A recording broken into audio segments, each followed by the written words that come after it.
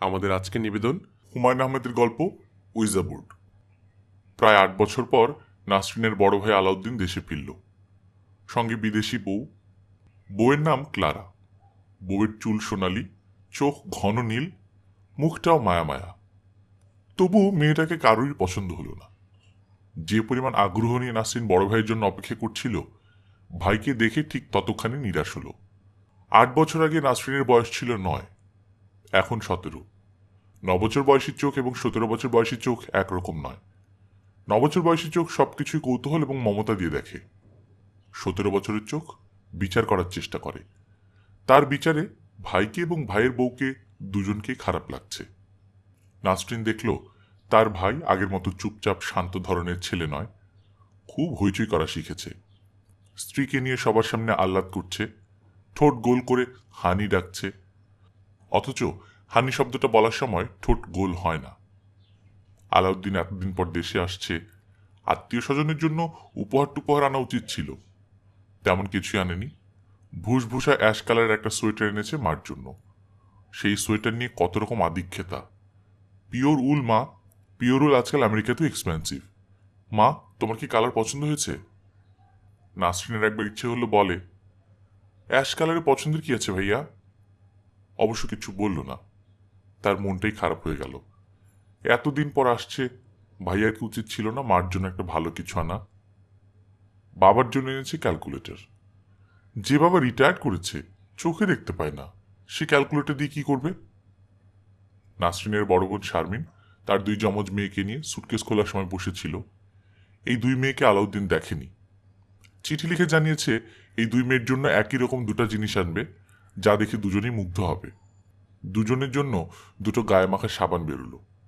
এই সাবান ঢাকার নিউ মার্কেটে ভর্তি, আমেরিকা থেকে আনতে হয় না। আলাউদ্দিন বলল, বেশি কিছু আনতে পারিনি বুঝলি, লাস্ট মোমেন্টে ক্লারা ডিসাইড করলো আমার সঙ্গে আসবে। অনেকগুলো টাকা বেরিয়ে গেল, কিছু টাকা সঙ্গেও রাখতে হয়েছে। ঢাকায় হোটেলের বিল কেমন কে জানে। নাসরিন বলল, হোটেলের বিল মানে? তুমি কি হোটেলে উঠবে? বাধ্য হয়ে উঠতে হবে। এই গাদাগাদি ভিড়ে ক্লারার দম বন্ধ হয়ে আসছে। চট করে তো সব অভ্যাস হয় না, আস্তে আস্তে হয়। তোরা আবার এটাকে কোনো ইস্যু বানিয়ে বসবি না। তোদের কাজই তো হচ্ছে সামান্য ব্যাপারকে কোনো মতে ফুলিয়ে ফাঁপিয়ে একটা ইস্যুতে নিয়ে যাওয়া। নাসরিনের চোখে পানি এসে গেল। তার আপন বড় ভাই তার সঙ্গে এমন ব্যবহার করবে সে স্বপ্নেও ভাবেনি। নাসরিনের চোখের পানি অবশ্য কেউ দেখতে পেল না। একটু আসছি ভাইয়া বলি সে চট করে উঠে গেল। বাথরুমে কিছুক্ষণ কাটিয়ে চোখ মুছে তারপর উপস্থিত হলো। আলাউদ্দিন তখন সুটকেস খুলে আরও কী সব উপহার বের করছে। অতি তুচ্ছ সব জিনিস।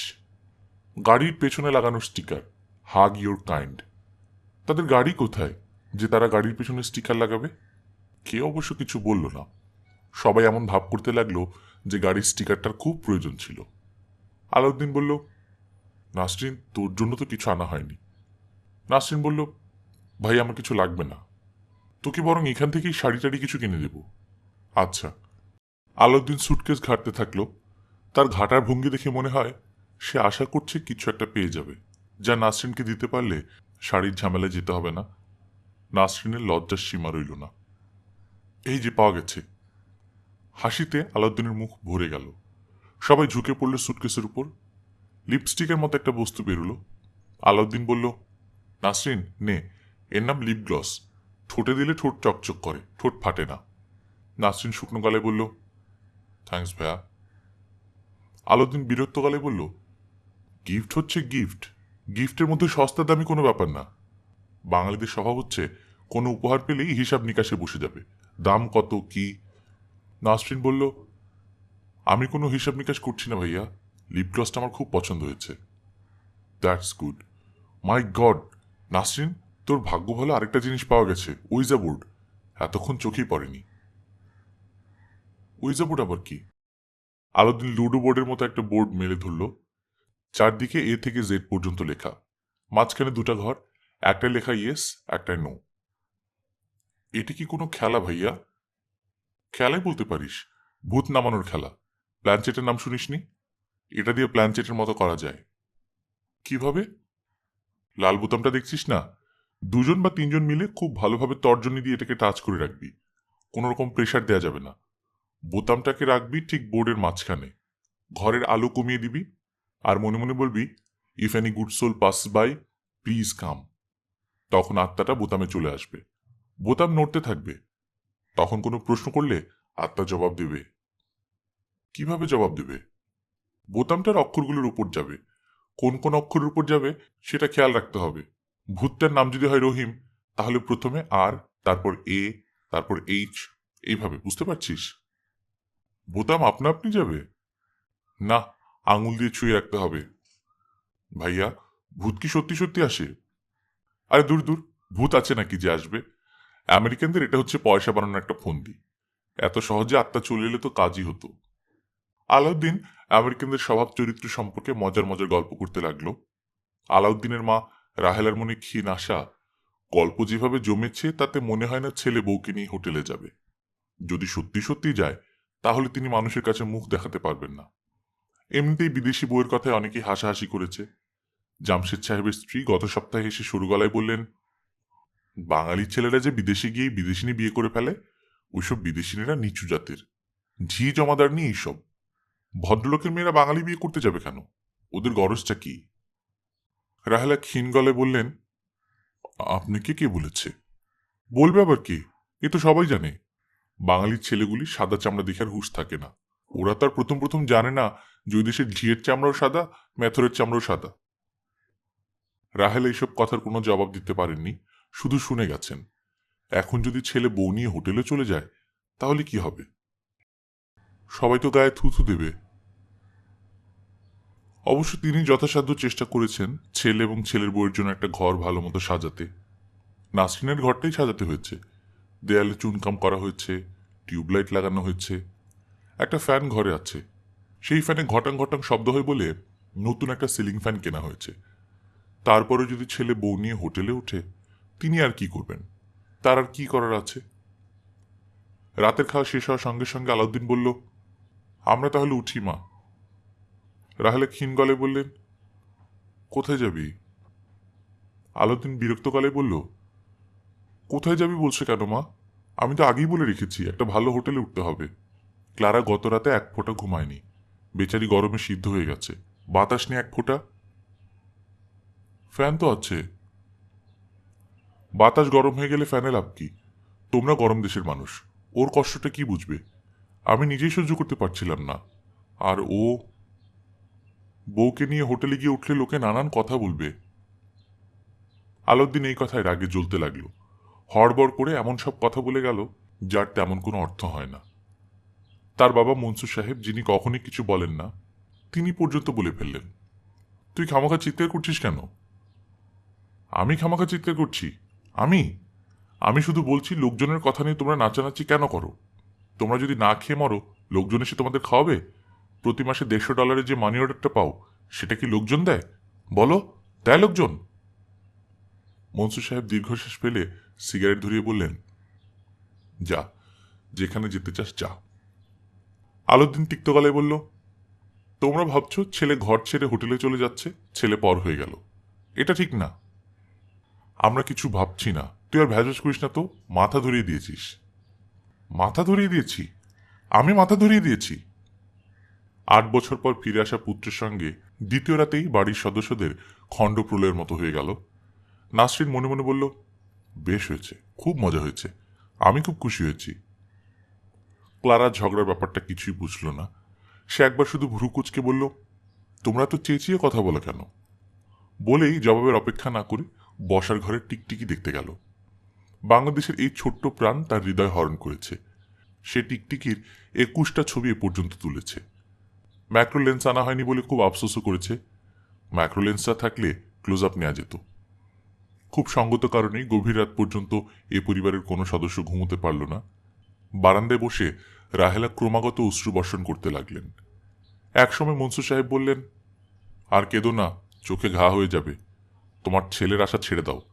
বিদেশি পেতনি বিয়ে করে ধরাকে সরা দেখছে, হারামজাদা।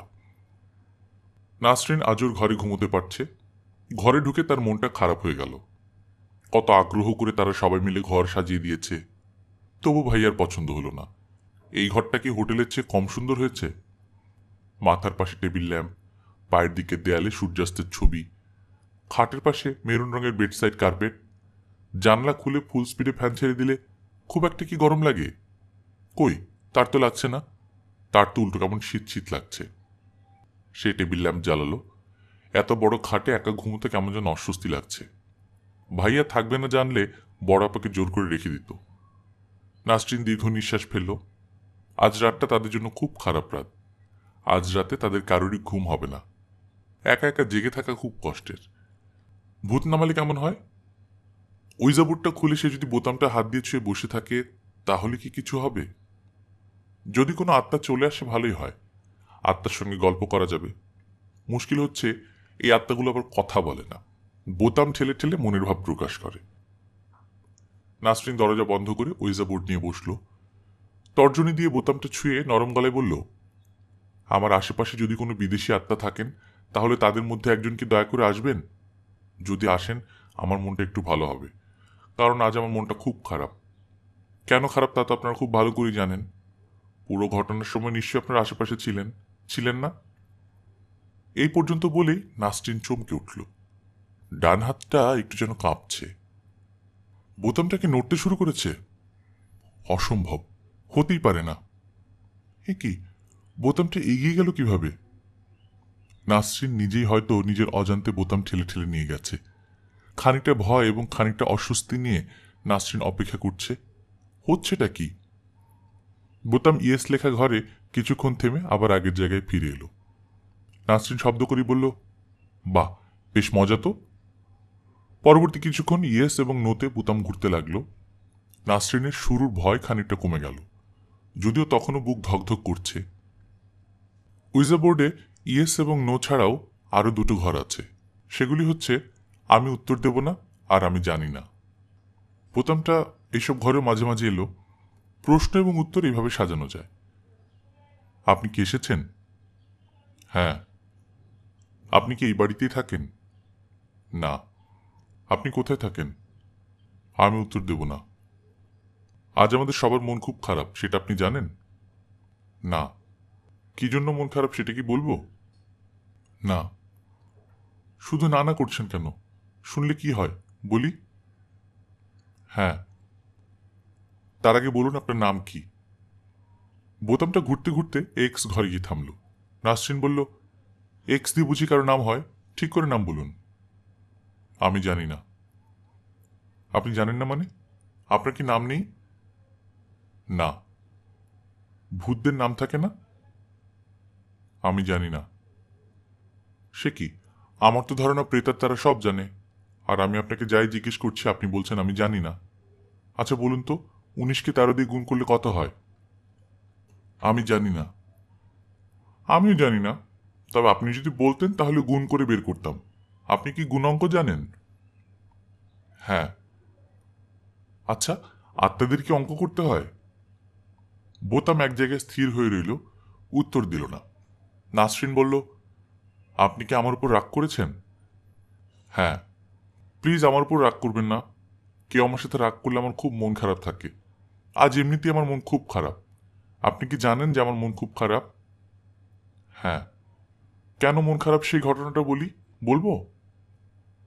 হ্যাঁ। নাসরিন আজ সারাদিনের ঘটনা বলতে শুরু করলো। বলতে বলতে দুবার কেঁদে ফেলল। তার কাছে একবারও মনে হলো না সে হাস্যকর একটা কাণ্ড করছে। এসব গল্প বোতামটাকে বলার কোনো মানে আছে? নাসরিন ঘুমোতে গেল রাত 3টায়। খুব চমৎকার ঘুম হলো। ঘুমিয়ে এত তৃপ্তি সে অনেকদিন পায়নি। তবে ঘুমের মধ্যে সারাক্ষণই মনে হলো একজন বুড়ো মানুষ তার গায়ে হাত রেখে শুয়ে আছেন। বুড়ো মানুষটার শরীরে চুরুটের কড়া গন্ধ। ভোর 7টায় আলাউদ্দিন এসে উপস্থিত।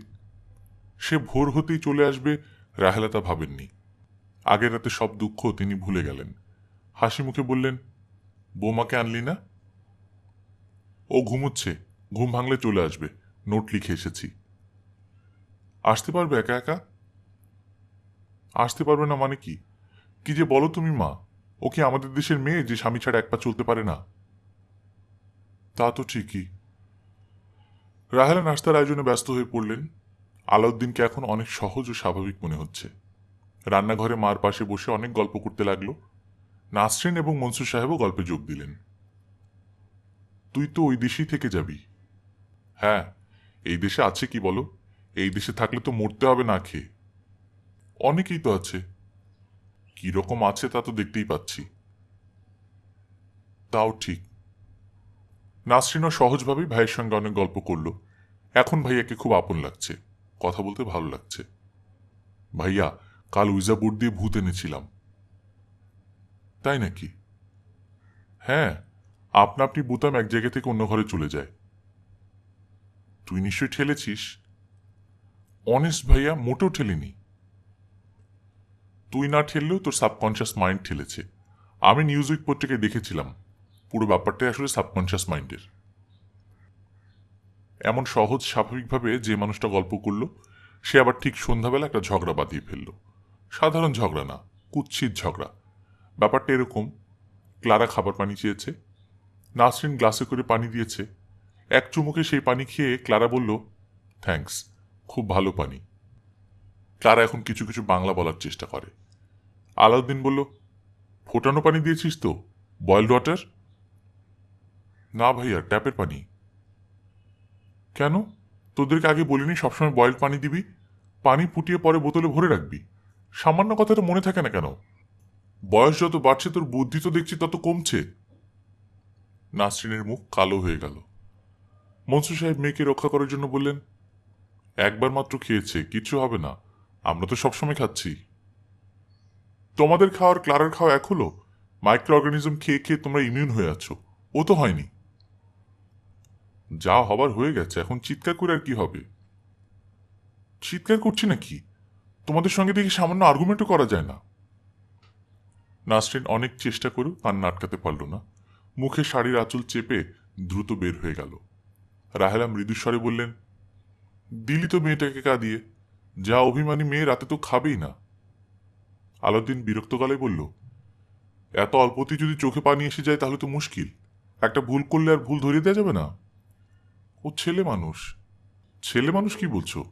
17-18 বছর বয়সে কেউ ছেলে মানুষ থাকে? তোমাদের জন্যই বড় হতে পারে না, তোমরা ছেলে মানুষ বানিয়ে রেখে দাও। আলাউদ্দিন রাতে খেলো না, বউকে নিয়ে নাকি নিরিবিলি কোথাও ডিনার করবে। নাসরিন সেই রাতে ঘুমোতে গেল না খেয়ে। অনেকক্ষণ জেগে রইল, ঘুম এলো না। তার খুব কষ্ট হচ্ছে, মরে যেতে ইচ্ছা করছে। অনেক রাতে সে উইজা বোর্ড নিয়ে বসল। আজ আর দেরি হলো না। বোতামে হাত রাখা মাত্র বোতাম নড়তে লাগলো। আজ সে উত্তরগুলো শুধু হ্যাঁ বা না দিয়ে দিচ্ছে না, অক্ষরের উপর ঘুরে ঘুরে ছোট ছোট শব্দ তৈরি করছে, মজার মজার শব্দ। নাসরিন আবার এই শব্দগুলিতে খুব একটা গুরুত্ব দিচ্ছে না, আবার গুরুত্ব দিচ্ছেও। একবার ভাবছে এগুলি অবচেতন মনের ইচ্ছা, আবার ভাবছে হতেও তো পারে, হয়তো সত্যি কেউ এসেছে। পৃথিবীতে রহস্যময় ব্যাপারটা তো হয়। কটা রহস্যের সমাধান আমরা জানি। কি যেন বলেছিলেন Shakespeare, there are many things. আপনি কি এসেছেন? হ্যাঁ। কাল যিনি এসেছিলেন আজও তিনি এসেছেন? হ্যাঁ। আপনার নাম? এক্স। কি অদ্ভুত নাম। আচ্ছা, আপনি কি জানেন আজকে আমার মন কালকের থেকেও বেশি খারাপ? জানি। কি করা যায় বলুন তো? আমি জানি না। আপনি কি জানেন যে আপনার সঙ্গে কথা বলতে আমার খুব ভালো লাগে? হ্যাঁ। ভাইয়া বলছিল এই যে আপনি নানান কথা বলছেন, এগুলি আসলে আমার মনের অবচেতন ইচ্ছার প্রতিফলন। হতে পারে। ভাইয়াকে আমার দারুণ পছন্দ। আমি জানি। ওই পচা মেয়েটা সব নষ্ট করে দিয়েছে। আমার মনে হয় মেয়েটা ডাইনি। ও আশেপাশে থাকলে ভাইয়া অন্যরকম হয়ে যায়, তখন সবার সঙ্গে ঝগড়া করে। জানি। কি করা যায় বলুন তো? মেয়েটাকে মেরে ফেলো। ছি, কি যে বলেন, মানুষকে মেরে ফেলা যায় নাকি? হ্যাঁ, যায়। কিভাবে? অনেকভাবে। আপনার কথাবার্তার কোনো ঠিক নেই। আপনি কি করে ভাবলেন আমি একটা মানুষ মারতে পারি? সবাই পারে। আপনি পারেন? না। আপনি পারেন না কেন? আমি জানি না। মানুষ মারা যে মহাপাপ এটা আপনি জানেন? আমি জানি না। আপনি আসলে কিছুই জানেন না। হতে পারে। তাছাড়া আরেকটা জিনিস ভুলে যাচ্ছেন। ধরুন আমি ওই পচা মেয়েকে মেরে ফেললাম, তখন পুলিশকে আমাকে ছেড়ে দেবে, আমাকে ধরে নিয়ে ফাঁসিতে ঝুলিয়ে দেবে না? হতে পারে। আর ভাইয়ার অবস্থাটা তখন চিন্তা করে দেখুন, কিরকম রাগ সে করবে। টাকা পয়সা দেওয়া বন্ধ করে দেবে, আমরা তখন না খেয়ে মারা যাব। বাবার 1 পয়সা রোজগার নেই, আমাদের ব্যাংকে টাকা পয়সা নেই। ভাইয়া প্রতি মাসে যে টাকা পাঠায় ওইটা দিয়ে আমরা চলি। ভাইয়া প্রতি মাসে কত পাঠায় বলুন তো? আমি জানি না। $100। $100 বাংলাদেশি টাকায় কত হয় জানেন? না, বেশি না, 3,500। মা এবার ঠিক করে রেখেছেন ভাইয়াকে বলবে আরো কিছু টাকা বেশি পাঠাতে। $100 হচ্ছে না, জিনিসপত্রের যা দাম। আপনাদের তো আর কিছু কিনতে হয় না, আপনারা আছেন সুখে, তাই না? আমি জানি না। আপনার কি মনে হয় ভাইয়া টাকার পরিমাণ বাড়াবে? আমি জানি না। না বাড়ালে আমাদের খুব কষ্টের মধ্যে পড়তে হবে। আমার কেন জানি মনে হচ্ছে বাড়াবে না। বিয়ে করেছে, খরচ বেড়েছে, তাই না? হতে পারে। টাকা না বাড়ালে কি হবে বলুন তো? আমার আরেক ভাই আছে, জসিম ভাইয়া, চিটাগাঙ্গে থাকেন। তার টাকা পয়সা ভালোই আছে, কিন্তু সে আমাদের 1 পয়সা দেয় না। আমরা যদি না খেয়েও মরে যাই, ফিরেও তাকাবে না। কি করা যায় বলুন তো? ক্লারাকে মেরে ফেলা যায়। বারবার আপনি এক কথা বলেন কেন? আপনার কাছে বুদ্ধি চাচ্ছি। ওকে মেরে ফেলাই একমাত্র বুদ্ধি। ধুর, আপনার সঙ্গে আর কথাই বলবো না। নাসরিন ওইজা বোর্ড বন্ধ করে ঘুমোতে গেল। আজ আর গত রাতের মতো চট করে ঘুম এলো না। একটু যেন ভয় ভয় করতে লাগলো। উইজা বোর্ড টেবিলের উপর রাখা হয়েছে, তার কাছে একটা চেয়ার। নাসরিনের কেন জানি মনে হচ্ছে চেয়ারে ওই মিস্টার এক্স বসে আছেন। বুড়ো ধরনের একজন মানুষ, যার গায়ে চুরুটের গন্ধ। ওই বুড়ো মানুষটা আর একটা চোখ ছানি পড়া, গায়ে চামড়ার কোট। সেই কোটেও এক ধরনের ভ্যাপসা গন্ধ। নাসরিন কাউকে দেখতে পাচ্ছে না, কিন্তু তার স্পষ্ট মনে হচ্ছে কেউ একজন আছে। নাসরিন ভয়ে ভয়ে বলল, আপনি কি আছেন? চেয়ার নড়ে উঠল। সত্যি নড়ে উঠল? না, মনের ভুল। নাসরিন ক্ষীণস্বরে বলল, আপনি দয়া করে বসে থাকবেন না, চলে যান। আপনাকে যখন দরকার হবে আমি ডাকব। আবার চেয়ার নড়ল।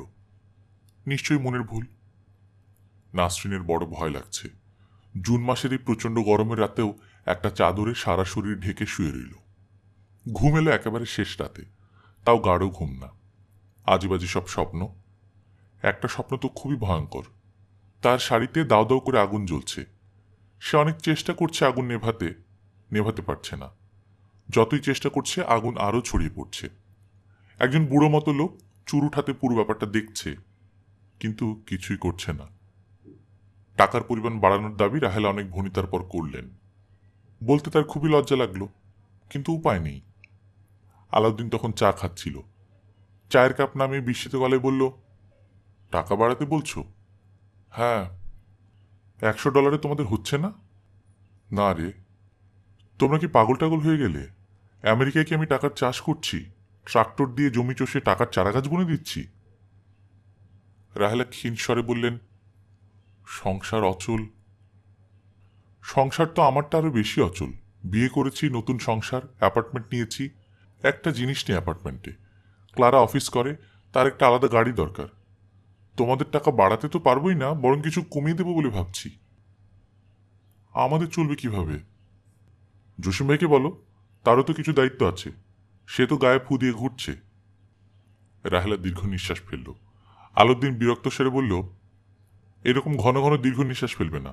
নিঃশ্বাস ফেললে কোনো সমস্যার সমাধান হয় না। নাসরিন ওইজা বোর্ড নিয়ে বসেছে। রাত প্রায় 2টো। আজ অন্য দিনের মতো গরম নয়। সন্ধ্যাবেলায় তুমুল বর্ষা হয়েছে। আকাশ মেঘলা, বিদ্যুৎ চমকাচ্ছে। আরও হয়তো বৃষ্টি হবে। বৃষ্টির ছাট আসছে বলে জানালা বন্ধ। আপনি আছেন? হ্যাঁ। আমাদের কি বিপদ হয়েছে শুনেছেন?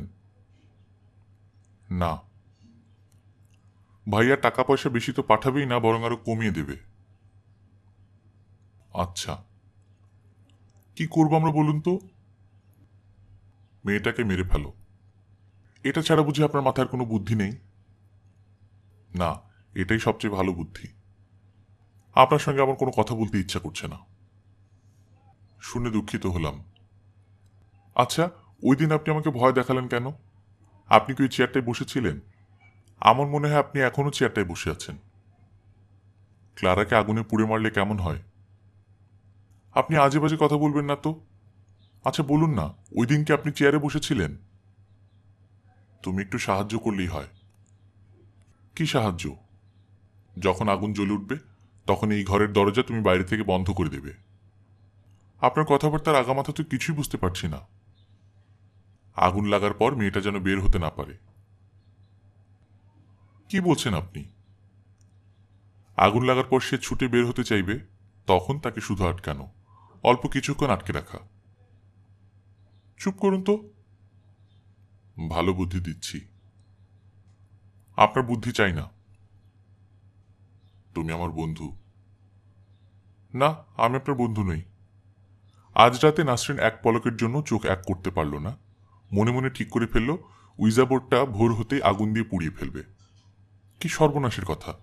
বোতামটা এমন অদ্ভুত কথা বলছে কেন? আগামীকাল রাত 2টার ফ্লাইটে আলাউদ্দিন চলে যাবে। শেষ রাতটা এ বাড়িতে থাকবার জন্য এসেছে।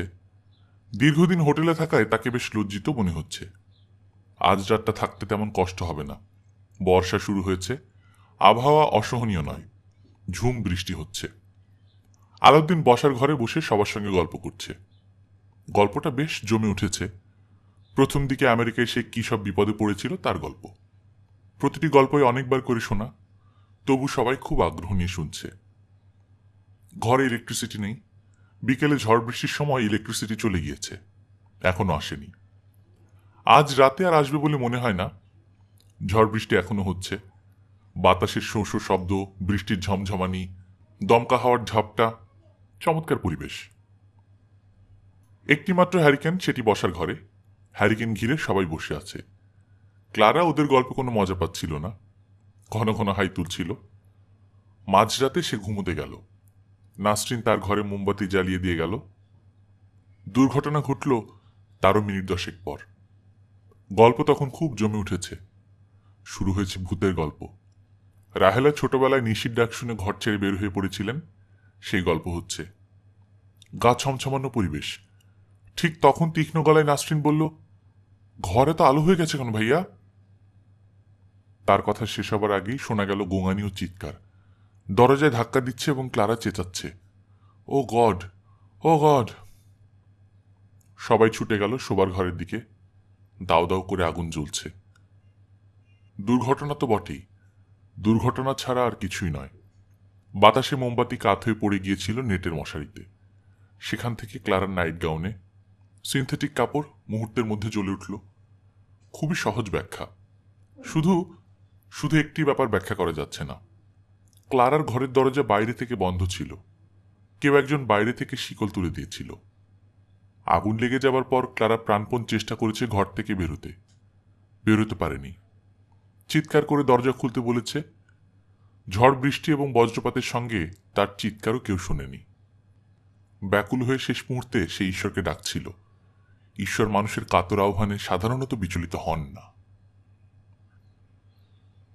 আপনারা শুনছিলেন হুমায়ুন আহমেদের গল্প উইজা বোর্ড। আপনারা যারা নিয়মিত ছোট গল্প শুনতে চান তারা এই চ্যানেলটি সাবস্ক্রাইব করে ফেলবেন। আশা করছি আমাদের সামনের নিবেদনগুলো আপনাদের ভালো লাগবে।